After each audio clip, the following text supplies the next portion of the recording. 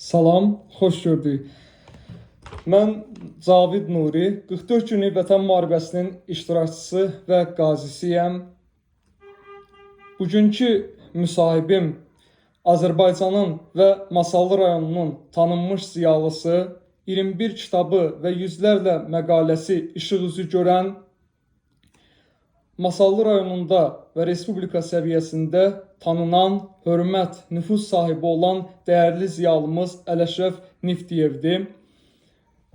Qeyd edim ki, bu mənim jurnalistika fəaliyyətimdə də ilk sınaq günümdür. İlk müsahibim elə Ələşrəf müəllimdir. Ələşrəf müəllimi salamlayır və onu 80 illik yubiley münasibəti ilə, qarşıdan gələn Ramazan bayramı münasibəti ilə və yeni kitabı olan Deyək Susmayaq kitabının işıq üzü görməsi münasibəti ilə təbrik edirəm səmimi qəlbdən. Bizim bugünkü müsahibəmiz həm Ələşrəf Nifdiyevin oxucularına, həm onu tanıyan, sevən insanlara, həm də ailəsinə bir dəyərli xatirə olaraq qalacaqdır. Xoş gördük sizi, Ələşrəf müəllim. Sağ olun. İstəyirəm iş sualımızdan başlayaq. Ələşrəf müəllim, eşitdiyimizə və bildiyimizə görə çox uşaqlı və kasıb ailədə anadan olmusunuz.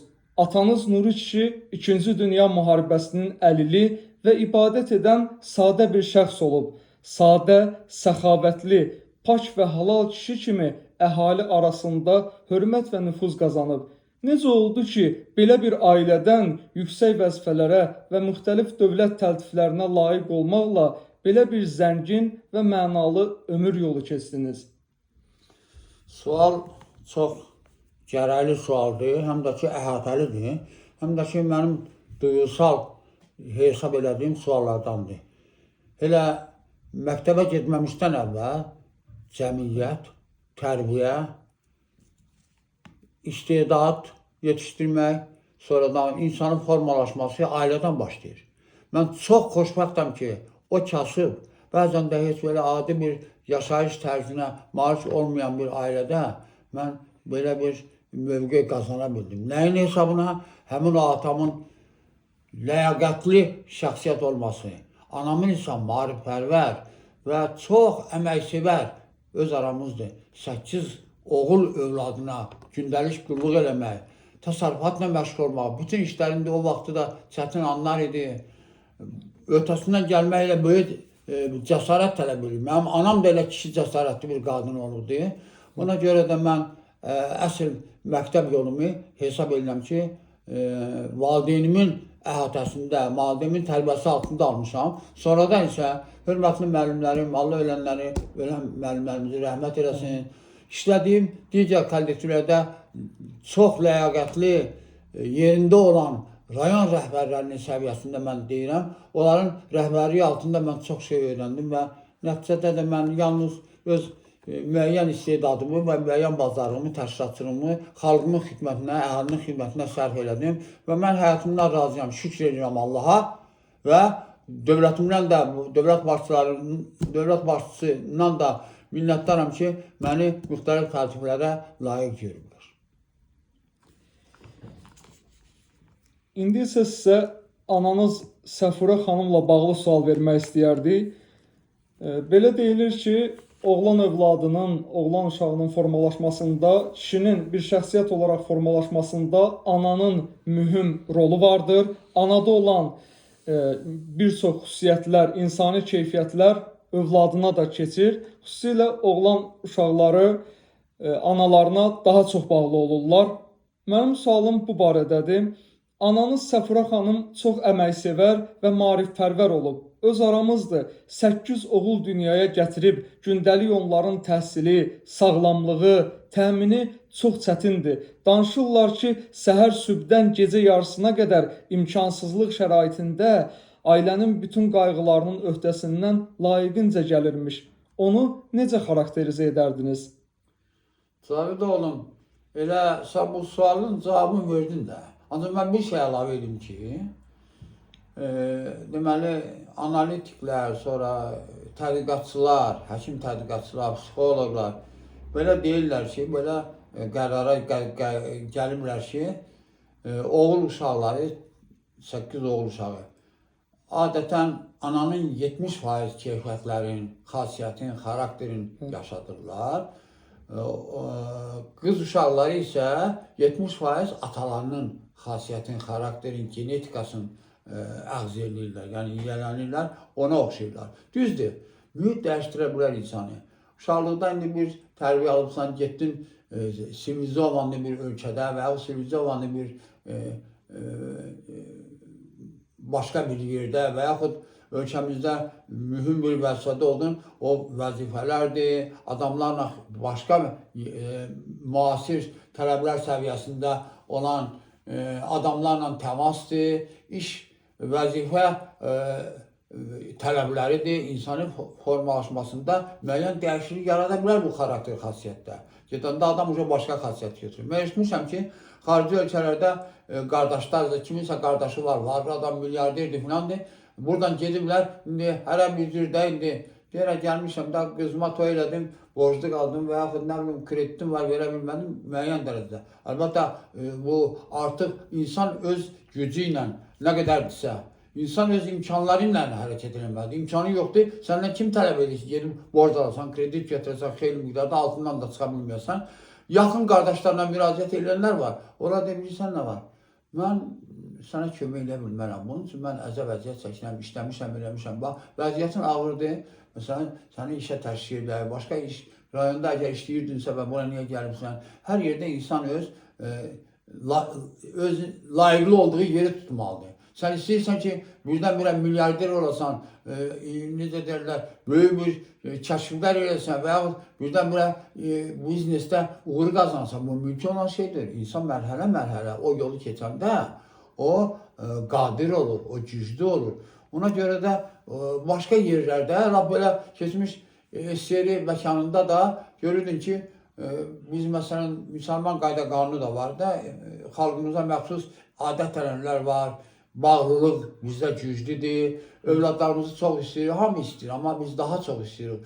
Elə övladlarımızı yer verirləndən sonra iki nəvələr gəlir, iki nəticələr gəlir, çox uşaqlıq məsələsi də var da burada belə.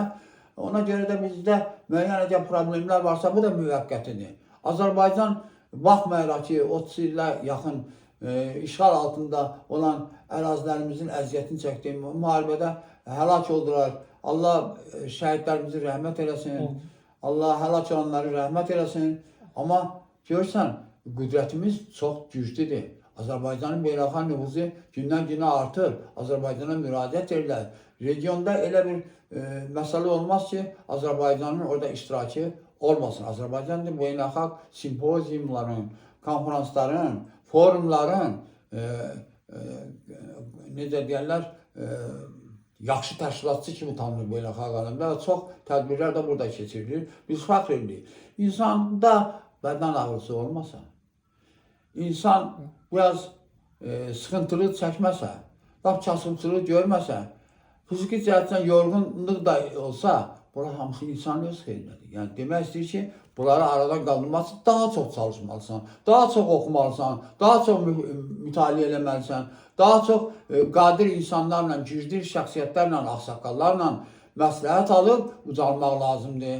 İşlər pillə-pillə artmaq lazımdır. Özünü göstər, yaxşı təşkilatçısan, dünya görüşün müasir sivilizasiya qanunlarına uyğundur, müasir dövrün tələblərini başa düşürsən, siyasi vəziyyəti düşünürsən, Azərbaycanı sevirsən, Azərbaycançılıq ideologiyasının aparıcı qüvvəsinə çevrilmək istəyirsənsə, vətənimizi çox sevməlisən, onun xarici ölkədə, dünyada da daha çox şöhrət tapmasına nail olmalısan.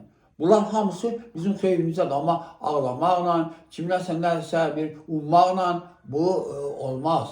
İnsan özü öz gücünə inanmalıdır, öz imkanları daxilində hərəkət etməlidir. Burada insan istedadı əsas şərtdir.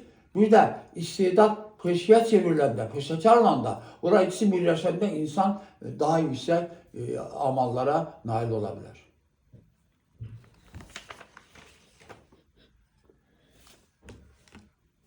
Biz bilirik ki, siz uzun illər pedaqoji fəaliyyət göstərmisiniz. 18 yaşınızdan rus dili və ədəbiyyatı fənnini tədris etmişsiniz.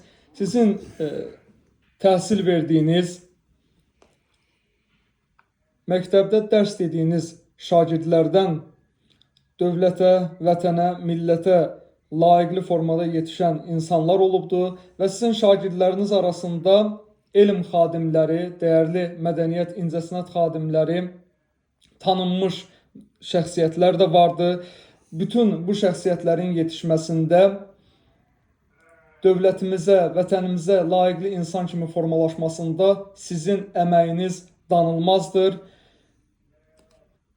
Təhsil və əmək fəaliyyətiniz barədə nə demək istərdiniz? Mən hələ birinci cümləncə biraz düzəliş eləmək istəyirəm. Mən 6 yaşından ibtidai məktəbə, yəni birinci sinifə daxil olmuşam. Evimizin yanında idi, məktəb, ibtidai məktəb idi. Gündə gedərdim 4 yaşından da. Müəllim qovardı. Axırda bir dəfə atamı, rəhmətli atamı çağırdı. Dedi ki, bu uşağı yığışdırın buradan. Bu gəlir oturur burada parta arxasında. Bunun hələ yaşı yoxdur, hələ 2 il qalıbdı. Metrikasını gətirib baxım görüm, deyim, belə daha 4 yaşı var. Deyir, geçsin, bir də 7 yaş yolanda onu. Mən niyə elə gələn 5 yaşında getmişəm, 6 yaşında getmişəm. Nəhayət 6 yaşında o direktor razılıq verib atama ki, eybi yoxdur, gəlsin. Görüm hələ yoxlayın, görüm mən nə bilir, nə eləyim filan bəsmişəm belə. Mən 6 yaşından deməli birinci sinifə getdim. 16 yaşında da məktəbi bitirəndə aldığım o tərbiyəyə görə, heç atama demədən, valideynimə demədən oturdum 3 ay, 4 ay yay tətilində möhkəm hazırlaşdım. O vaxtda Rus Sovet ədəbiyyatı var idi, tədris olunurdu. Bir də qrammatikadan sintaksis vardı. Müəllifi də Plesnov idi. Mən onların hamısını demək olar ki, o qədər yaxşı hafızam olub, incə elə istiyor, yaşıma uyğun yaxşıdır. Onların hamısını əzbərlədim, elədim, belə. Getdim, imtahan verdim, birinci imtahan 4. Hamısı əzbərlədim. Özdəki xoşbəxtlikdən, elə kitabın başlığında hansı suallar var idi, məsələn, elə onlar birinci səhifədə, ikinci səhifədə əvvəldən düşdü, daha axırdan olan suallar düşmədi. İkinci imtahan imla idi, imla yazmaq idi. Diktə edirdi Rus müəllimlər, onu bizim əsas müəllimlərimiz. Dedi, gördüm ki, yaxşı yaza bilmirəm, nə buraxıram, bilmirəm. Allahın qismətidir, ya görünür elə millətlərdə də yaxşı adamlar da var, pislər də var. Elə bu ermənilərdən fitnəkar, yaltaq, ikiyüzlü, riyakar, yalancı, saxtakar, nasist, əxlaqına malik bir millət biz tanımırıq, tarix də tanımırıq. Özlərinin alimləri də bunu sübut edirlər.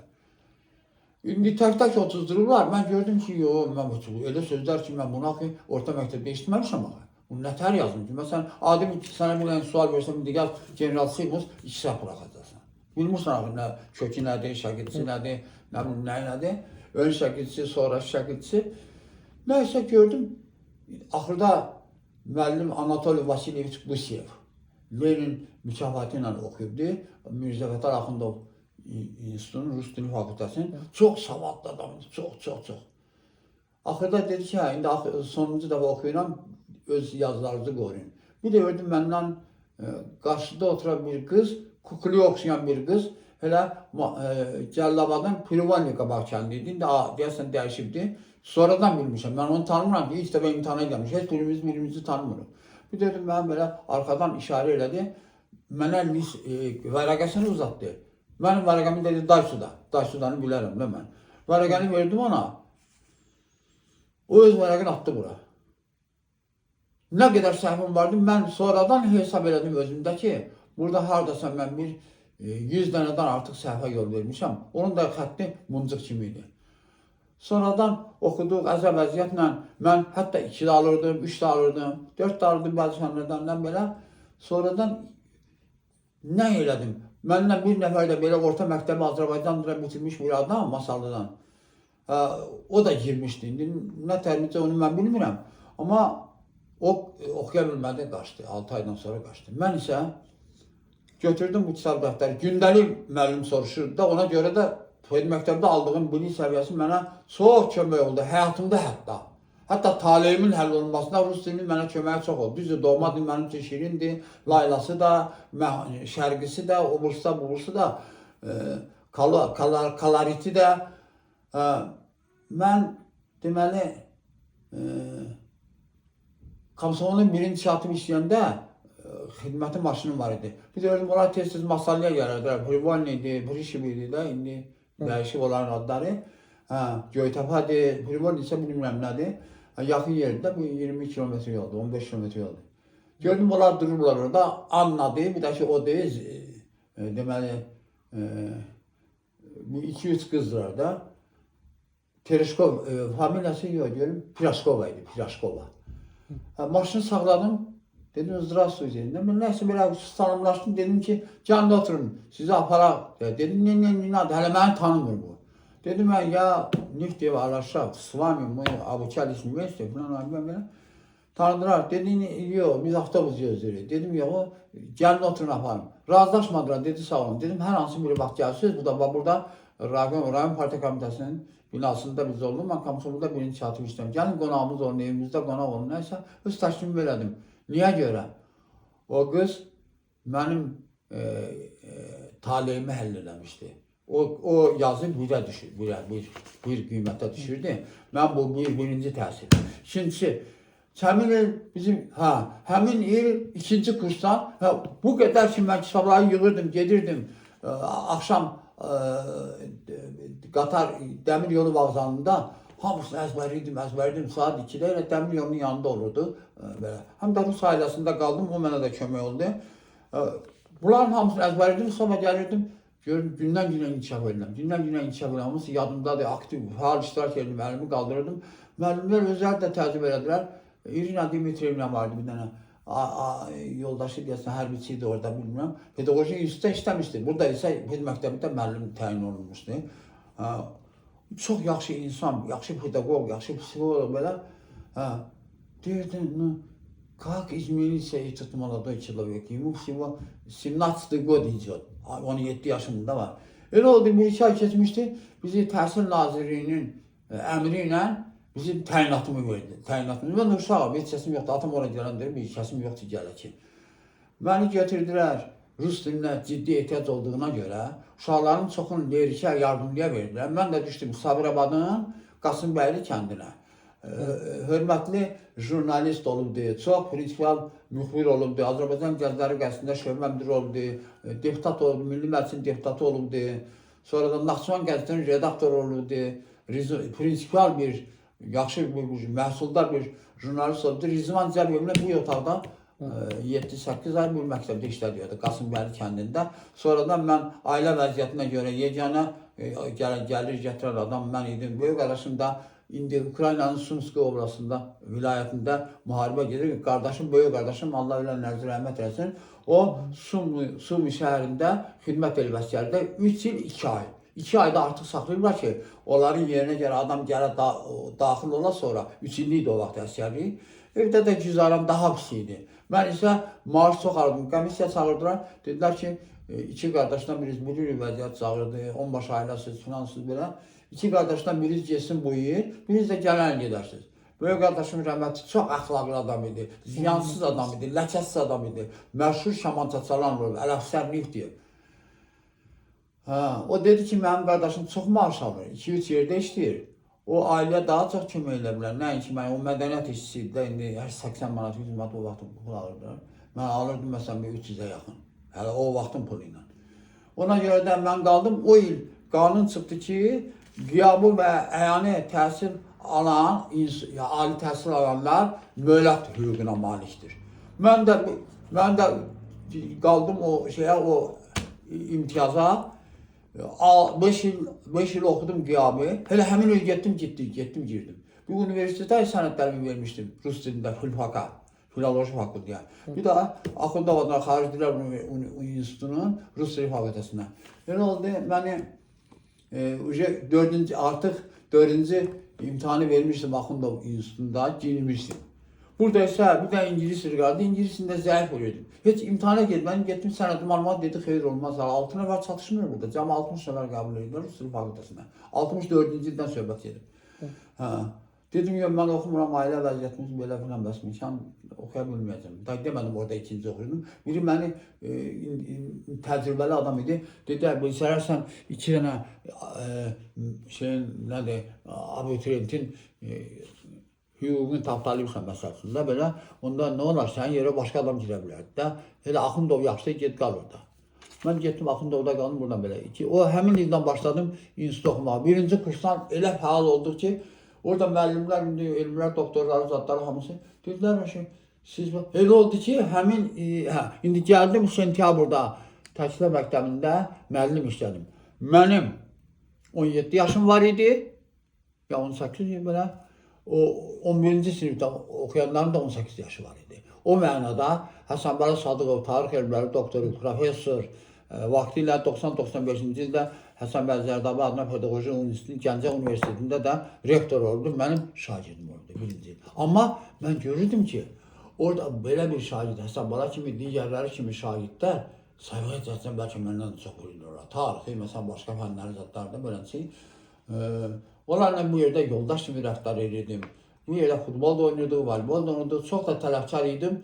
Onlar ehtiyat edirdi. Elə ki, görərlər ki, mən dəmir yolundan elə 2 kilometr piyada getməliyəm məktəbə.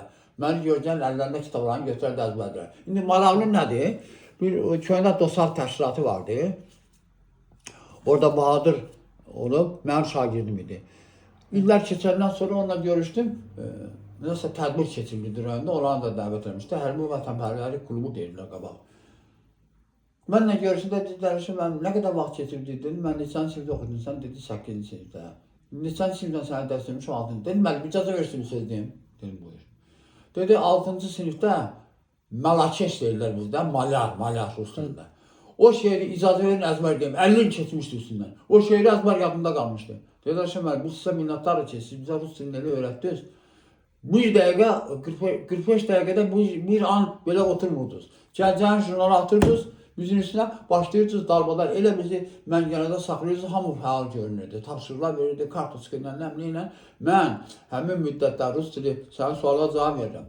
Rus dili müəllimliyində elmi pedaqoji məqalələrlə çıxış edirdim. Orta məktəbdən də Zeydullah Ağayev tanınmış tərcüməçi, yazıcı. Onunla bir yerlikdə biz divar vərəqələri buraxırdıq. Biraz da tənqidi xoşlayanım. Səmimiyəm, insanlığa, istedada qiymət verirəm, amma məndə tənqid də güclüdür. Həm gərək tələbkarı da güclüdür. Buyber qəzetini buraxardıq, satirik qəzeti Buyber. Orada tənqid edərdik, sigaret çəkənləri gizli, nə bilim, dərsdə geridə qalanları filanı basməkəni. Yaradıcılıq görünür, təmayülüm də oradan başladı. Az yerə, jurnallarda çıxış edirdim və məni kitablara, rus dili dərsliklərinə mən deməli, rəylər, zadlar da yazardım. Rus yazımı Nerskoy Şkoler jurnalı çıxırdı. Orada dəfələrlə məqaləm çıxmışdı. Məni metodist kimi tanıyırdılar belə. Elə oldu, məni Respublika, Rus dili üzrə Respublika Olimpiyada komissiyası üzvü seçdilər. Rayonlardan bir nəfər cəmi. Şəhərdən zaddan götürürlər, institutdan zaddan götürürlər. Bax, orada metodist müəllim adı aldı. Metodist müəllim o hər maaşa, hər akılda 50 mat artırdı. Ali kategoriyaydı o. O metodisti də orada almışam. Yaradıcılığıma da bu metodiki cəhətdən də yaradıcılığa orada başlamışam. Pedaqoji fəaliyyətim pis olmadı. İndi sən gör ki, indi sən əgər sualında varsa, mənə qarşı haqsızlıq eləmişdi vaxtilə Raykomun birinci katibi. Gözü götürməzlikdən. Onun bunun sözünü oturub durmaqdan, nahaqdan ilişdirmək istədilər. Məni məhkəmə məsuliyyətindən cəlb elədilər. Mən Rus dilinin köməkliyi ilə getdim. Mən demirəm, dövlətimizdə qanun o. Bəli, o vaxtı qanun biraz axsayırdı. O mənada ki, AXC, müsavat kitliyi, zadı filan dərəbəyli idi. Filan idi. Hələ dövlət müstəqilliyimiz tam təmin olunmamışdı. Mən Rus dilinin yazıb pozmaqla, haqqımı müdafiə eləməklə heç bir imkan, ali məhkəmə də təsdiq eləmişdi, hamısı təsdiq eləmişdi, məni partiyadan çıxarmışdılar, nə bilim, deputatlıqdan çıxarmışdılar. Mən öz səhimlə, öz qələmimlə yol pulu tapmayan bir adam Moskvaya getdim, mən işimi deyilami, cinayət işini apartdırdım, yoxladılar. Mənim də xəbərim olmayıb sonradan. Mən artıq məcburi əməyə cəlb olmuşdum. Mən də yazırım ki, mənə 500 kada verirsin, mən narazım. Çünki mən günahkar deyirəm, mənim heç bir şeydən xəbərim yoxdur. Bunu özləri düzəldiblər, özləri yazıblar, gedib ekspertizlərə yazırlar. Nəhayət 6 ay, 7 ay icazət çəkirdim bir yerdə, qonşu rayonun tikintisində işləyirdim. Bu boyda vəzifələrdə işləyən Komsomolda şöbəm müdürlüyü çəkildim məktəbdən sonra Komsomolda birinci katib oldum. Tərtiblərim zalim dolar üzərində. Elə oldu ki, mənim işimə getdim qəbulda oldum, mənim üçün apardılar. Yoxlamışdılar, amma Yuvanlı niyə? Orada bütün cinayət işləri, nə qədər indiki MDB ölkələr var da, respublikalar vardı. Onlardan müxtəlif dillərdədir. Var 20 cilddən ibarət cinayət işi, var 30 cilddən ibarət, var 10 cilddən ibarət. Onların hamısı gərək rus dilində tərcümə olunan növbə ilə. Ondan sonra tərcüməsi də onlar tapmırlar, eləmirlər. Mənim işim 6 ay tərcümədə oldu. Çoxlu nahaq, böhtandan üzümə şər atmaq. Bu düz eləməyib, eksportaya verim ki, eksportaya verim, mən çağırmıram etini, məndən. Deməli, o qədər əzab əziyyət çəkmişdirlər bunlar, Kavıçkada deyirəm, dırnaqcıda. O qədər saqqal bulamışdılar, gedib rəy almışdılar. Onların hamısı hədər ləğv elədilər. Yazmışdılar ki, bu adam heç vaxtı belə bir cümlə yaza bilməz. Bunun bir sətirdə yazdığı sözlərin sayı filandır. Nəbzi isə filan qədərdir. Bunun nəbzinə uyğun olaraq bu qədər söz yox. Sizdə cəmi o məktubda güya 200 katibdən yazır. Özü yazır haqqında. Cəmi 200 sözdür. Mən amma o qədər tez-tez yazanam nəbzimə görə. Orada heç olmasa 8 sözdən ibarət olur mənim sətrim. Orada az söz olmur. Etiraz qəbul eləmişlər burada Azərbaycanın plenum zadı baxdı elədi, mənə bəraət verdi. Ondan sonra gəldim, nə eləsəm yaxşıdır? Doğma, ən çox sevdiyim, fərqləndiyim Rus müəllimliyə gəldim. 16 il müəllim işlədim. Heydər Əliyev hakimiyyətə gələndən sonra mən öz yerimi tapdım. Uzun müddətli kadr yetişdirmə də çətindir. Mən gəldim icra başçının müavini. Oradan da çətin idi o vaxt işləmək. Deməli, şəhidlər gəlirdi, 1-ci Qarabağ dövrüdür. Keçinlər belə, sonra o köynə, o küçə adamları, demirəm AXC-də hamısı elə hörmətsiz adamlardır. Amma onlar gəlmişlər vəzifəpərəst adamlardır. Küçədən gələnlərin aqibəti belə olur. Onların vaxtında hərə bir təhdid edirdi bizə. Qoymurda bu yandan da parçalanma gedirdi. Çalış Muğan Respublikası, nə bilim, şimalda Sadval, nə bu bursu, sonra Gəncədə bilirsiniz, Sürət Hüseynovun dəstəsi ilə belə. Beləliklə, mən bəraət aldım. Ayrıdan gəldim müəllimliyimə. 16 il müəllim işləyəndən sonra məni Heydər Əliyevin vaxtında icra başçının müavini təyin etdilər və ömrümün axırına deyəndə pensiya yaşıma qədər 63 yarım idi o vaxtı. Pensiya yaşında mən çıxdım, dedim ki, qoy cavanlar işləsin. Mənim evdə xəstəm də var idi belə. Dedim, bir daha yorulmuşam, uzun müddət Komsomol partiya işində filan. Sağ olun, mənə 2007-ci ildə dövlət ordeni verdilər və 3-cü dərəcəli vətənə xidmətə görə ordeni. Sonraki illərdə də gördüyünüz kimi Heydər Əliyevin yubiley medalı ilə təltif olundum. Azərbaycanın fəxri ağsaqqallar və başqa medalların çoxdur, daha çoxdur belə. Bu məsələ məndən yəqin ki, bir hissiyata qapıldım. O nahaqçılıq ki var, böhtan atmaq ki var. Haqqa xidmət eləməyən adamların məsuliyyətsiz o vaxtı birinci katib elə bil ki, bu 1 milyon əhalinin məsələn padşahı idi. Nə istəyirdi, elirdi. Zor açılıb, ağızda gələn danışırdı, söhürdü, elirdi. Məni də özünə tabi elətdirmək istəyirdi. Mən isə bir dəfə cavab verdim. Ona dedim, no xaraşo, Moskvada təhsil almışdı, o da bu içindəydi. Ona görə də mənə nahaqdan ədalətsiz münasibət. Mən də o vaxt elə həmişə bir yazılarımda qoy ədalət zəfər çalsın Heydər Əliyevin o vaxtı 69-cu il Avqust Plenumdan sonra literaturla qəzetdə dərc olmuş məqaləsini misal çıxardım ki, mən ədalətin bərpa olunmasını istəyirəm. Mənə 2 sutkada cəza versə razı edirəm. Xahişimi yoxlatdım. Mənə verin 7 il. O maddədə 7 il nəzərdə tutulurdu. Bu həyatım belə də gəldi, keçdi. Sonradan da yapda işlədim, biraz 1-2 ilə yaxın. Sonradan da Ağsaqqallar Şurasının rayonunda məni çağırdılar. Dedilər ki, təsadüf hələ düşə bilməz. Ağsaqqallara hörmət Məhəmməd Peyğəmbərdən qalıb. O deyib ki, ağsaqqallar həmişə mənim çərçivəmdədir. Heydər Əliyev də deyib ki, ağsaqqallar bizim cəmiyyətin avantqardıdır. Ona görə də ölçüb uçmuş ki, sən nüfuzlu adamsan, yaxşı işləyirsən, səmrəli işləyirsən, səni tanıyırlar. Diplomatin, düzdür, insanlara yanaşmağın normaldır, demokratik adamsan filan. Xahiş edir ki, sən Ağsaqqallar Şurasının sədri. O vaxtdan da Ağsaqqallar Şurasının sədriyəm mən. Əvvəl müavin oldum, sonra Ağsaqqallar Şurasının sədri oldum. Mən bax, həyat yolum zadı, belə şey keçir. Təhsilim, bir də əməl fəaliyyətim belə keçir. Oradan da pensiya çıxır. Allaha şükür edirəm.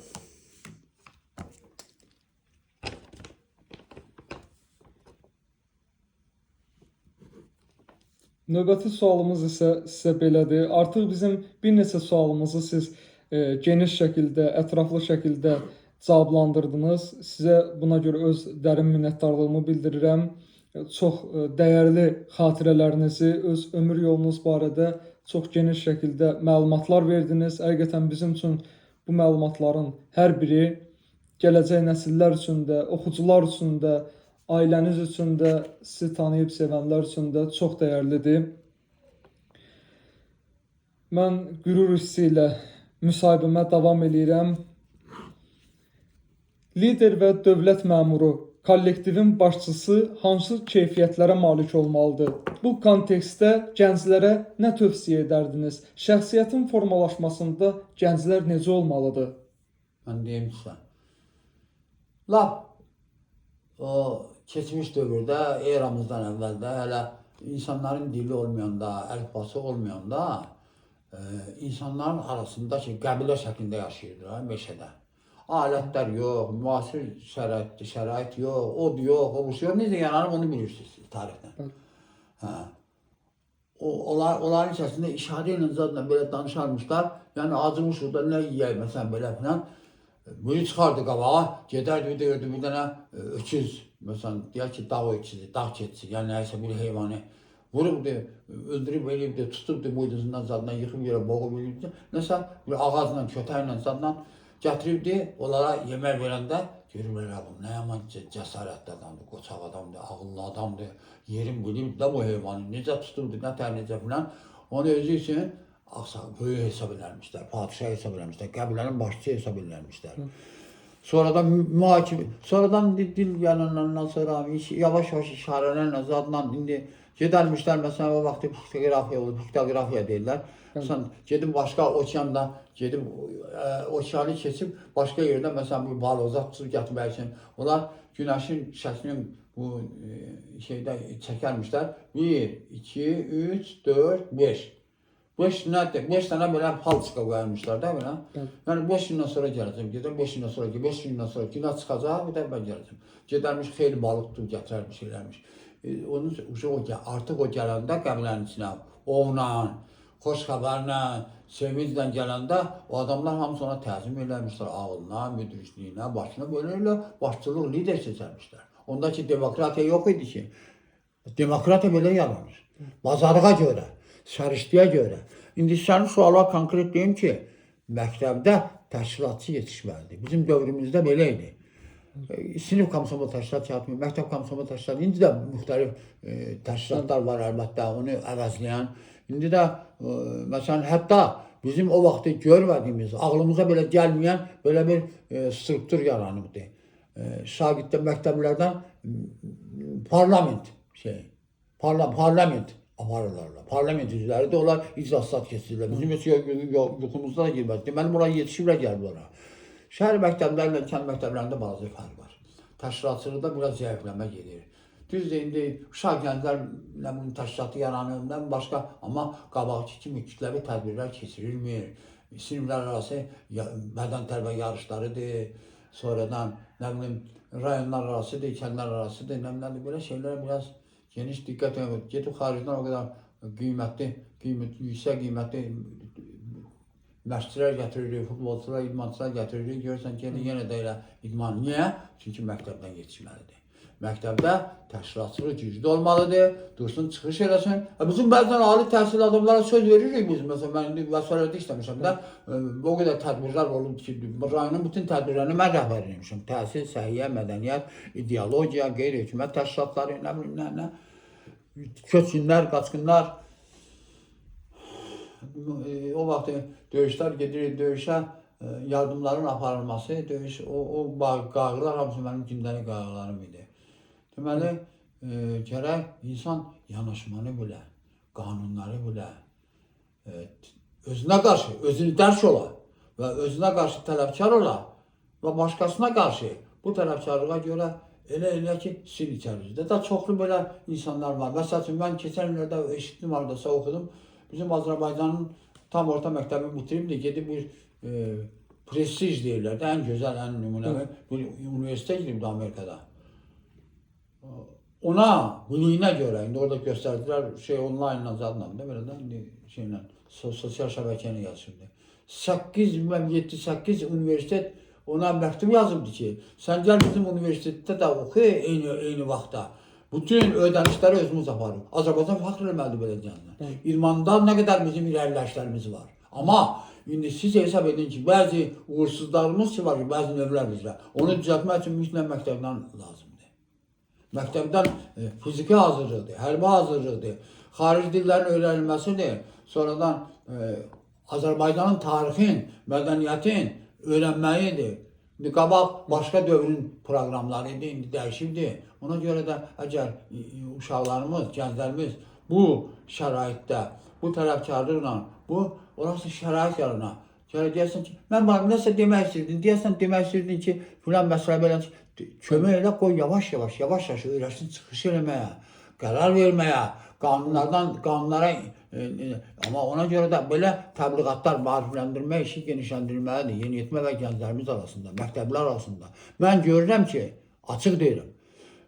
Uşaqlar yığışırlar hamısı bir parklarımızda, haradasa bir 20-30 nəfər axşam çağı və yaxud daha çan. Yığışırlar, deyirəm, hara geçsiniz? Onlar məni tanımırlar. Deyir ki, repetitorun yanına gedirik. Sizin kitabınızda yoxdur, bir dənə balaca dəftər yazıb sonra bilməsin ki, belə. Məktəbə gedirlər, deyirəm, baxan sən dəftərin, kitabın zadını axmılan. Mənim öz yaxınlarımdan da beləcək. Bundan dərsə olmaz. Bundan savadlı olmaq mümkündür. Hər tərəfli savadlı olmaq mümkündür. Ona görə də uşaqlara qayğı və diqqət, sonra tərəfdarlıq eləmək lazım. Qayğı, diqqət, öyrətmək, başa salmaq, nəvazişlə yanaşmaq, onda inam yaratmaq ki, həqiqətən də əhsən sənə, nə yaxşı çıxış yaradın. Həqiqətlə, belə gənclərimizə də arzu edirəm ki, Azərbaycanın indi bu da çox qürurlu gəncliyi var. Nə qədər orada müsabiqələr keçirir, teledebatlarda, zətdə filan da bəsməkəndə, sonra nə qədər xaricdə təhsil anlamında bu Heydər Əliyev, Ulu Öndər Heydər Əliyevin adı ilə əlaqədardır. Nə qədər xarici ölkələrdə, mühüm vəzifələrdə işləyən, hətta belə dövlət səviyyəsində sir kimi saxlanılan vəzifələrdə işləyən bizim həmyerlilərimiz var. Ona görə də mən dedim ki, harada olursansa ol, istir Azərbaycanda, istir xaricdə, Azərbaycanın adını şərəflə sən daşımaq bazar. Qoy desinlər ki, bu Azərbaycanın gəlmişdir. Qabaq Heydər Əliyevə qədər, indi Heydər Əliyev Nazirlər Sovet sədrinin birinci müavini oldu. Ona qədər heç Azərbaycanın başını o qədər tanıyan yox idi. Heydər Əliyev 69-84-cü illərə qədər işlədi də, 93-cü illərə qədər işlədi birinci halda. Sonra 80-ci illərdən getdi Nazirlər Sovet sədrinin. Onda Azərbaycanda işlədiyi dövrdə o qədər gələcək işlərin, dövlət müstəqillimizin təməlini qoydu ki, Naxçıvansk adına hərbi məktəbin bilirdi ki, biz müstəqil olacaq, müstəqil ölkəyə birinci növbədə ordu da lazımdır. Sonradan doğma Azərbaycan dilinə dövlət statusu vermək, konstitusiyanın qəbulu, indi bu il bildiyimiz kimi, deməli, konstitusiya və suverenlik ilidir. Bu mənada, görürsən, əzə vəziyyətlə, əməklə, keçmişi öyrənib, gələcəyə pessimist yox, optimist baxmaqla irəliləmək olar. Gənclərimizə də bunu arzu edirəm ki, onlar dünya görüşü artıq olsun, çevik olsunlar, dövlətimizi sevsinlər, vətənimizi sevsinlər, torpağımızı sevsinlər, ata-anasını sevsinlər, doğulduğu ailəyə bəhrə verə bilsin, ağsaqqallara hörmət eləsinlər, bilmədiklərini öyrənsinlər, utanmasınlar. Biz onlar üçün çalışırıq da, bizi əvəz edilənlər bizdən artıq olmalıdır. Mən indi deyim ki, mən bu boyda vəziyyətdə işləmişəm, hamıdan çox bilirəm, hamıdan bir yox. Bizim gənclərimiz var, məndən 6 dəfə, 10 dəfə, 100 dəfə məndən səviyyəlidir. Biz onlarla fəxr eləməliyik. Uğurlar arzu edirəm gənclərimizə. Çox sağ olun. Minnətdarıq. Elə zəfər qələbəmizi kim elədi? Gənclərimiz elədi də. Ermənistanda, bədnam Ermənistanda 10 min nəfərdən yuxarı dezertir oldu. Azərbaycanda nədir? Ermənistan ordusunun 10 mindən yuxarı fərarisi olmuşdu. Fərarisi oldu. Gör bizdən bir nəfər əsərlər imtina edilən oldu. Əksinə, mənim yadımdadır, sən də könüllü sürətdə ərzə yazdın, getdin, mən də səni yola saldım. Onu kitablarımızda da yazmışıq, sənlə bir də kitab da yazmışıq. Gör, artıq qaldı ərzələri geri qaytardı. Mən bunun şahidiyəm. O qədər adam getmək istəyirdi. Nəticə nədir? Vətənpərvərlik güclüdür bizdə. Güclü idi və biz möhtərəm prezidentimizin İlham Əliyev cənablarının pragmatik dünya görüşü, baxışı, hərbi siyasi gedişləri, əsas məsələ diplomatiyası, o deyirdi, mən nəyin nə vaxt olduğunu dəqiq bilirəm. Həqiqətən deyilənçidir. Özü məlum edirdi ki, bu günləri filan kənd götürdü, filan şəhər götürdü və il-axır və il-axır. Ona görə də bax, yaxşı iş, zəhmət, alın təri ilə, o kasıb ailədir, deyir, biz bərabərdən onunla yetişən adam heç vaxt dönüyə çıxmaz. Ona hörmət elə, hamıya hörmət elə. Mənim ürəyim yanırdı kasıblar gələndə. O vaxtı çətin vaxt idi. Masalda 200 mindən çox əhali yaşayırdı. Un tapılmırdı. Düzdür? Bir dənə pekarna vardı, çörəyi üçün növbəyə dururdu. Köçünlər üçün mən çörək almalıyım. Köçünlər buralı deyir ki, gedib ki, nəsə xahiş eləyə. Ona görə düzdür, hörmət var idi hər yerdə. Ona çətin dövr idi. Çətinlik görmədən, problem yaşamadan, İnsanın bədənində bazı ağrılar hiss olunanda, onun dalıca gedib tam müalicə olunmadan uğurlara ümid bəsləmək o sadəlövlüydü. Amma bu yolu, çətin yolu keçən, çətinliklə, əməksevərliklə, düz yolla, qanuni yolla, pis əməllərdən kənar olmaqla, bizim milli mənəvi əxlaq normalarımıza əməl eləməklə hər bir insan qadirdir. Çünki bizim genetikamiz təmizdir. Qurtardım bu suala cavabı. Biraz uzun çəkdim. Çox sağ olun. Sizə bu gözəl, dəyərli, hər bir sualımıza çox dəyərli şəkildə, çox yüksək səviyyədə cavablar verdiniz. Həqiqətən hər bir sözünüz bir ağsaqqal kimi, ziyalı kimi, böyüyümüz kimi bizim üçün çox dəyərlidir. Və bir məsələyə də toxundunuz, mənimlə bağlı, Vətən müharibəsində iştirakımla bağlı. Mən də öz növbəmdə bildirmək istəyərdim ki, mən 44 günlük Vətən müharibəsində Füzuli, Cəbrayıl, Xocavənd və Şuşanın azad edilməsi uğrunda gedən döyüş əməliyyatlarında iştirak etmişəm və 44 günlük Vətən müharibəsinin 36 gününü ön xəttdə əməliyyatlarda iştirak etmişəm. Mənim yoldaşlarımdan, komandirlərimdən şəhid olanlar olubdu. Onların içərisində yaralılar da var. Allahdan bütün şəhidlərimizə rəhmət, ailələrinə səbir diləyirəm, döyüşçülərimizə can sağlığı arzu edirəm. Və mən öz gözlərimlə 44 günlük Vətən müharibəsində gördüm ki, Azərbaycan oğulları cəbhəyə könüllü olaraq yazılan və bizim yanımızda olan könüllü yoldaşlar, ordumuzun hərbiçiləri, ordumuzun əskərləri son imkanlarına qədər onlar vətənimiz üçün çalışdılar. Onlar yorulmadan, onlar of belə demədən, yəni ağrıları olurdu, yaralanırdılar, yenə də yoldaşlarından geri qalmaq istəmirdilər. Bizim haqq savaşımızda qalib olmağımız üçün, haqq səsimizi dünyaya çatdırılması üçün və əzəli, əbədi torpaqlarımız olan Qarabağın qaytarılması üçün onlar canlarından, qanlarından keçdilər. Mən yoldaşlarımın gözündəki o qisas qığılcımını görürdüm. Mən yoldaşlarımın necə böyük rəşadətlə, igidliklə düşmənə qarşı döyüşdüyünü görürdüm və xalqımızın bizə olan mənəvi, psixoloji dəstəyini, istər ordumuzun da gücü bizi təmin eləməkdə, yəni yüksək səviyyədə idi bizim maddi təminatımızda, amma xalqımız da hər zaman yanımızda olurdu və bizə maddi dəstək də göstərirdi. Azərbaycan xalqı daim ordusunun, əskərinin yanında idi. Mən və digər yoldaşlarım bunu qürur göz yaşları ilə izləyirdik ki, Azərbaycan xalqı öz son tikəsini də öz əskəri ilə, ordusu ilə bölüşürdü.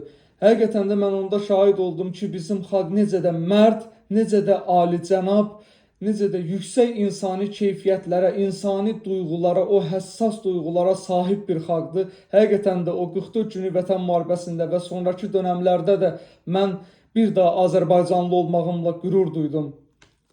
Sizin sözünüzə qüvvət. Mən hesab edirəm ki, elə o sizin suallarınıza mən cavablarda bir çoxların hamısını əhatə elədim. Həddən artıq çox belə vaxt sərf elədik, çox sağ ol. Amma mən deyim ki, bir dənə qaldı axırıncı sualımız. Yaradıcılığın əlaqədə deyəsən sizin sualınız vardı. Mən Yaradıcılıq sualını ver. O bunların hamısını əhatə elədik də.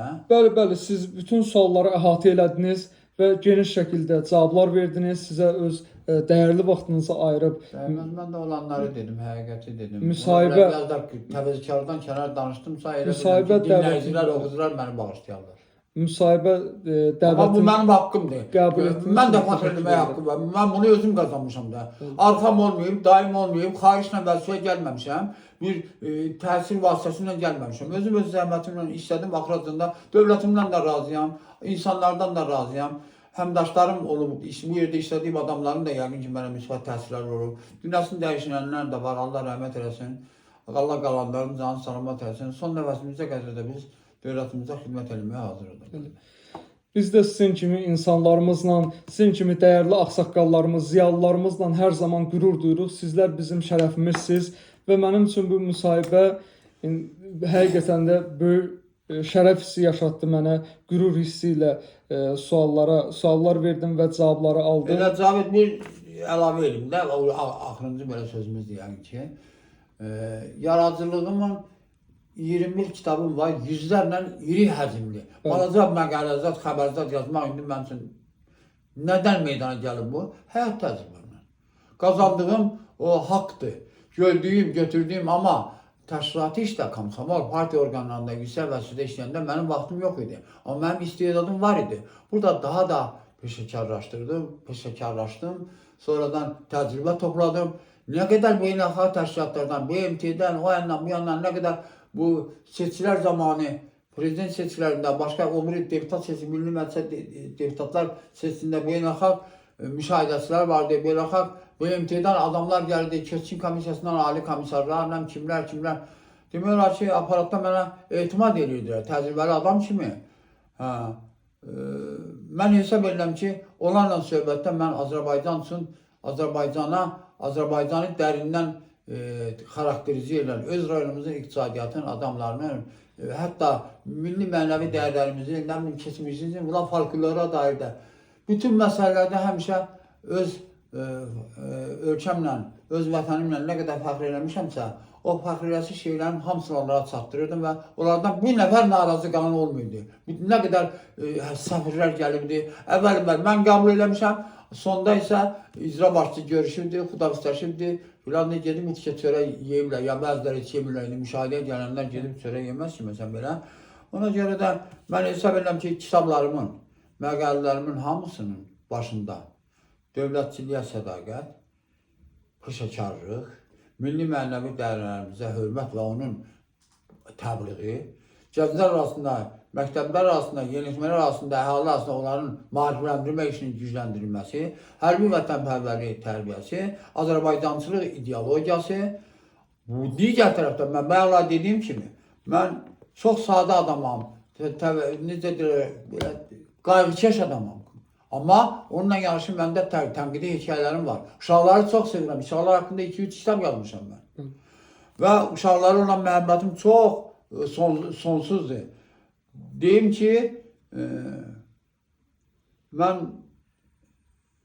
Zəfər qələbəmizin səsini eşidəndə mən özüm nə qədər şəhid ailələrinə 1992-ci ilin ortalarından məni dəvət edilər orada. O vaxtı Heydər Əliyevi hakimiyyətə tələb eləmək mitingləri keçirdi burada.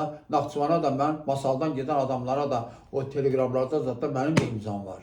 Hətta bir nəfər gedib sıravi bir adam, mənim şagirdim olmuş adam, gəlin pulu da yox idi, kasıb adam idi. Mən müəllim işləyirdim 2 nömrəli məktəbdə. Deməli, cibimdən pul verirdim ki, teleqramla vursun. O gedib Heydər Əliyevlə Naxçıvanda görmüşdü, Ramazan Məmmədov adında. Dərsini yaxşı bilirdi, amma biraz deyəsən sağlamlığında problem var idi.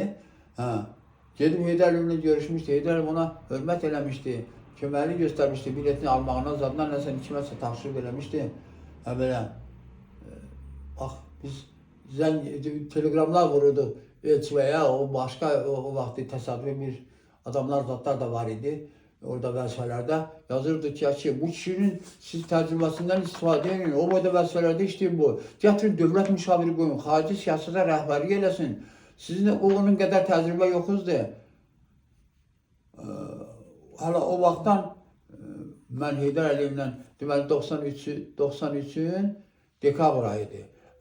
ondan bir neçə gün əvvəl Heydər Əliyev Ulu Öndər deməli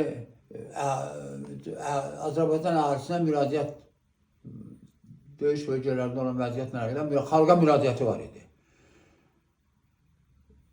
Bu icra başçısını axtardılar, onda indi mobil telefon zad yox idi axı. Axtardılar, nəsə tapa bilmədilər. O vaxtda firmalar, bizim Masalda da 6-7 ay o vaxtı başçı qaçmışdı, o axıcı başçısı zad. Yiyəsizlik, qışa hazırı görülməyib, mal-qara qırılır acından, yem tədariki yox, qışlama deyirlər də, buna da uzatmayın bunu. Qışlamaya heç bir hazırı görülmüydü, cəmatın güzərlərini belə filan tapa bilmədilər icra başçısını, kommutatorundan axtardılar. Qalbadar bir gördüm, orada da növbətçilər zatlar vardı, kommutatorda da dedilər, mənim başçını tapa bilmirim, o biri mavinlərdən heç səs yoxdur. Biz neynəyək? Dedim, bu dəfə zəng yerində mənlə çalışdım. İndi bu dəqiqə evə gəlmişəm mən də. Gec gəlirdi. O vaxtda qalırdı orada. Mən xoşbəxt adamım ki, Heydər Əliyev duası ilə, dünyanı lərzəyə gətirən öz çıxışları ilə, natiqliyi ilə, diplomatiyası ilə, inanın, mən indi fikirləşəm, mən kiməm ki? Xırda bir adamam, mən təyinat olmuram ki, buyuna. Heydər Əliyev həyatda da elə, o da ömrün elə xidmətə, dövlətə xidmətə həsr edildi. Nə qədər o vaxtı təqib olunanlar var imiş. KGB-də işləyəndə Təhlükəsizlik Komitəsində onlara kömək edildi, buraxdırıbdı. Neçə nəfərin o vaxtı güllənəlirlər sürgündə zadda onların nəşini gətiriblər Respublikamıza. Bunlar hamısı xidmətlərdir. Mən xoşbəxt adamam, bu daha deyirəm. Heydər Əliyevlə 7 dəqiqəlik telefon bağlantısında olmuşam və Masalının gördüyü işlərdən mənə bir dənə söz dedi ki, bilirsiniz, biz indi strateji əhəmiyyətli bir əməliyyat keçirmək üçündür. Deməz ki o adam. Sonradan mən gördüm ki, bu Horadiz əməliyyat. Düzdür, sən də Horadizdə olursan da, bu dəfə da çətin döyüş oldu orada. Horadizdə də bu xeyli irəliləyiş əldə eləmişdi.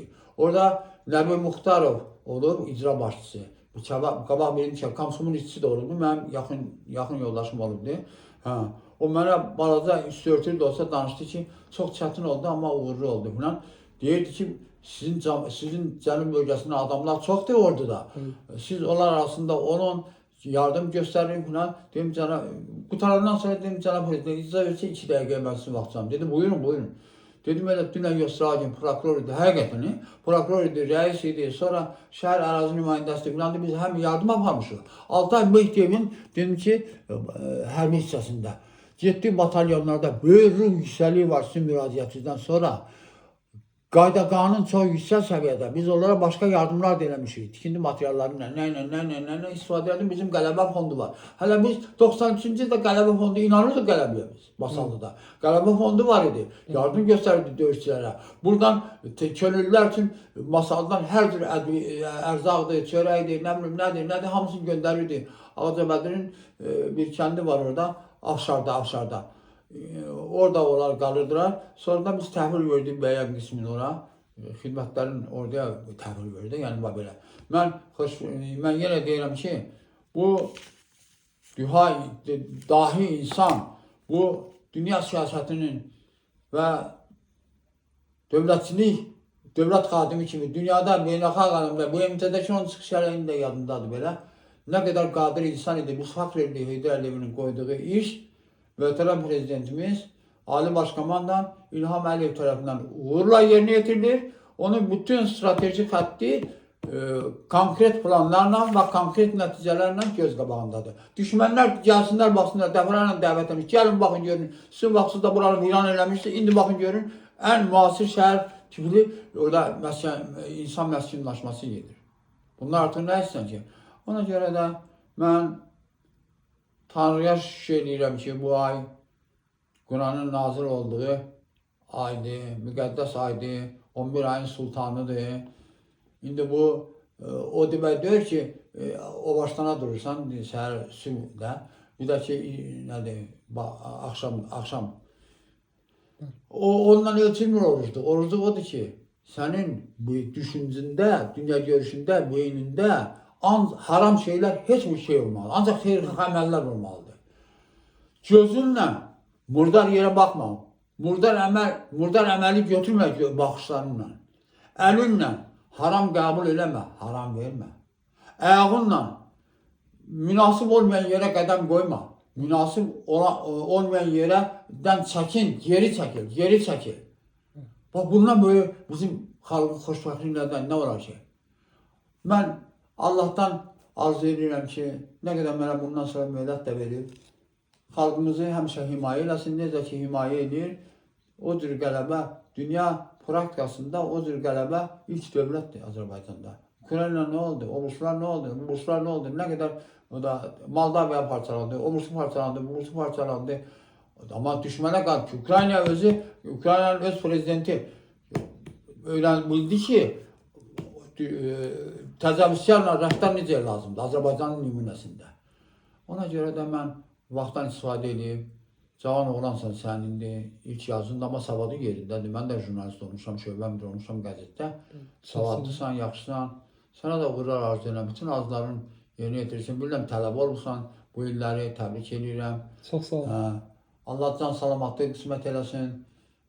Bütün xalqımıza yeni uğurlar arzu edirəm. Sağ olun. Çox sağ olun, minnətdarıq. Dəyərli vaxtınızı bizə ayırdığınıza görə sizə öz təşəkkürümü bildirirəm. Həqiqətən də çox maraqlı söhbət alındı. Çox dəyərli xatirələrinizi bizimlə bölüşdünüz. Bu anlar mənim həyatımda unudulmaz anlar olaraq qalacaq. Həm də biz bu anları telefonun yaddaşına da qeyd eləmişik. Artıq bu bir dəyərli xatirədir. Həm də söhbətimizdə çoxlu dəyərli fəlsəfi, həyati, tarixi məlumatlara da toxunuldu. Həm bizi dinləyən insanlar burada Ələşrəf Nefdiyevin timsalında, onun fəth etdiyi insanlıq zirvəsinin timsalında bir çox dəyərlərin və insan necə öz təmizliyi ilə dürüst qalaraq, təmiz qalaraq ucala bilər, vəzifələrdə çalışa bilər. İnsan necə kasıbçılıqdan, yəni o əziyyətlərdən, keşməkeşlərdən keçib müdriklik zirvəsinə ucala bilər. Biz bunu gördük sizin bu söhbətlərinizdə və sizin şəxsiyyətinizin timsalında. Sizə öz dərin minnətdarlığımı bildirirəm. Siz də sağ olun. Fürsətdən istifadə edin. Mənim yenicə, cəmi bir neçə həftə bundan əvvəl nəşr olunmuş deyək, susmayaq. Mən də dedim də susmadım. Nə vardı dedim. Obyektiv, ədalətli. Qoy, kim oxucu necə qəbul edəcəksin? Xəta da varsa, ondan da bəli başına üzülsün. Qoca kimdir? Mən də indi ola biləm, müasir tələblərin bəzilərini bilməyə bilərəm, səhvə yol verə bilərəm.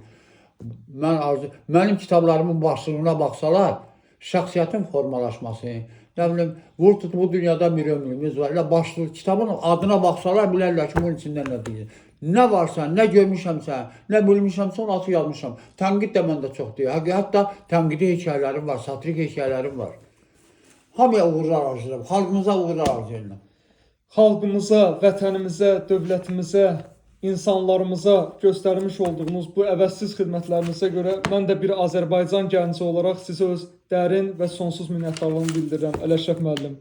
Sağ olun, sağ olun, sağ olun. Çox sağ olun. Uğurlar, sizə də uğurlar. Sağ olun.